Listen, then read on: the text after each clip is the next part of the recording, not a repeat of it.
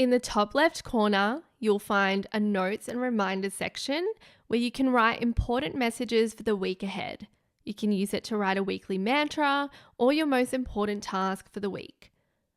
Next to that is the habit tracker, which links back to the habit curator. This is where you can write and track the habits that you're currently working on. You can tick or color in the circle, completely up to you. Some Curation users like to highlight the days they intend to complete their habits, just as an added reminder. For example, if I was tracking my workouts, I would highlight the circles under Monday, Wednesday, and Thursday, since those are the days I typically work out.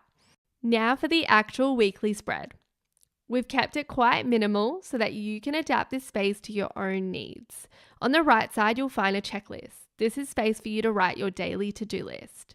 The left side is designed for logging events, meetings, and appointments, but you're welcome to use this space for your to-do list as well. I want to draw your attention to the daily self-care planner, which is strategically positioned above your to-do list. This feature serves as a daily check-in, prompting you to ask yourself, what do I need today? What can I do to boost my well-being today? It's your reminder to listen to your body and to honor your needs even when life gets busy.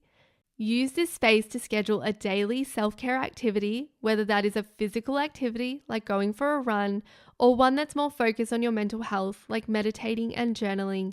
Ultimately, this feature is designed to help you develop a more proactive self-care routine rather than waiting until you're feeling completely burnt out or sick.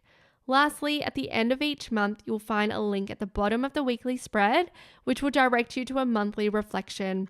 There are 4 to 5 prompts each month to help you build a little more self-awareness around your daily habits, how you're spending your time, what's working and what isn't, so that you can feel empowered to make little changes that are more aligned with your values and your goals. The weekly spread in Curation Mini has a modified layout. It includes this week's priorities and a gratitude reflection.